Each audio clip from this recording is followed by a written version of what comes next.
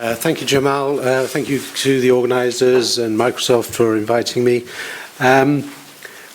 Like Jamal, I had a tremendous sense of déjà vu when I was preparing my remarks for this talk, and then I also realised that the 21st of October 2015 is the date that Marty McFly travelled 30 years into the future at the end of the movie Back to the Future.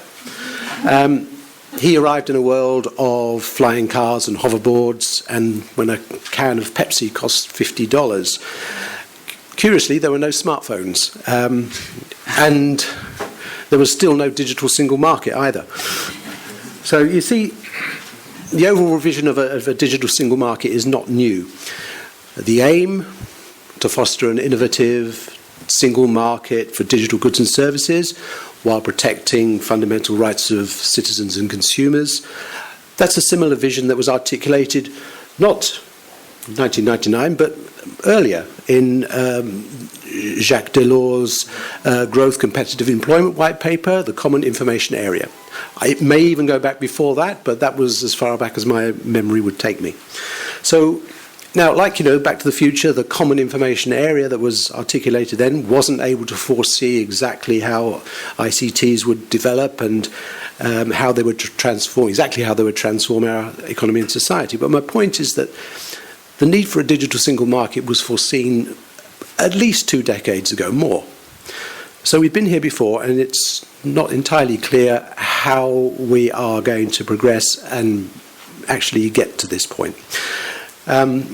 I'll come back to that in a little bit, but just to characterise the strategy as both having deregulatory aspects, toughening of some existing regulatory areas, and potentially new regulation in new areas. So I think I would kind of say that I think the deregulatory harmonising aspects are to be welcomed, because this will help innovative companies as well as citizens and consumers across the EU. Increasing the scope of regulation, I think, should be approached with caution. I would just say that while there's nothing wrong overall with the vision of the digital single market, we can argue about this and that, but the devil is in the detail and how we get there. So I want to focus on 3 aspects of the strategy that in my opinion, need to be addressed. There are others, but let me just pick on these 3. First, I think we need to have a more mature debate about how to resolve this seemingly intractable conflict between policies that foster innovation on the one hand and those that protect personal data. We've heard, other people have given examples of how innovative companies are creating new business models, and it's based on exploiting data to create the kinds of services that consumers want in health, financial services, and so on.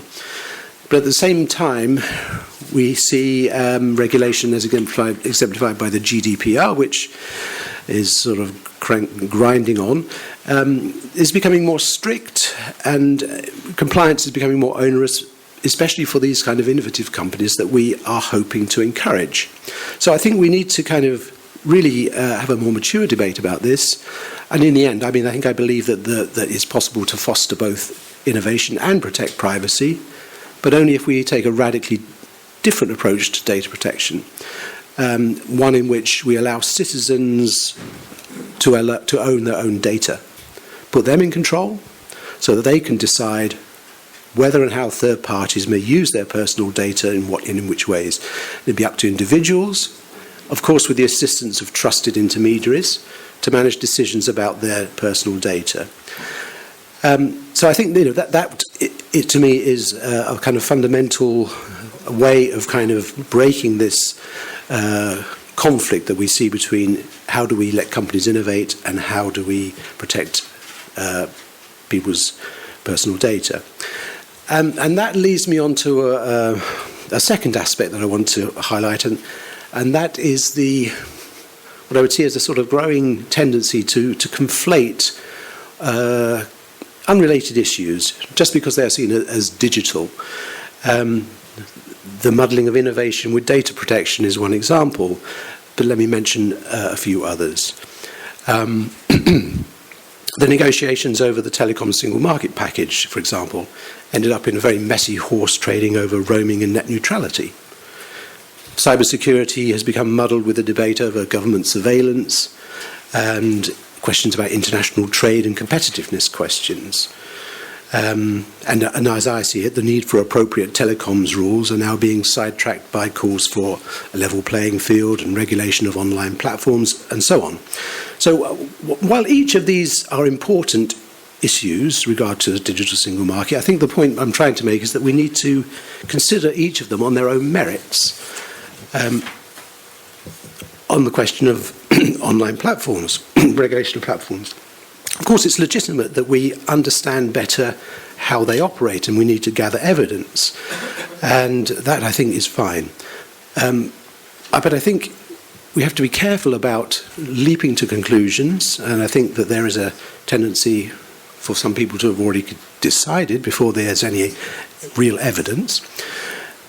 We have to be careful that we don't do this in the name simply of protecting European players, just because these platforms have become too powerful, or because of fears over the misuse of consumer data. I think we have to be very careful about how we proceed on this.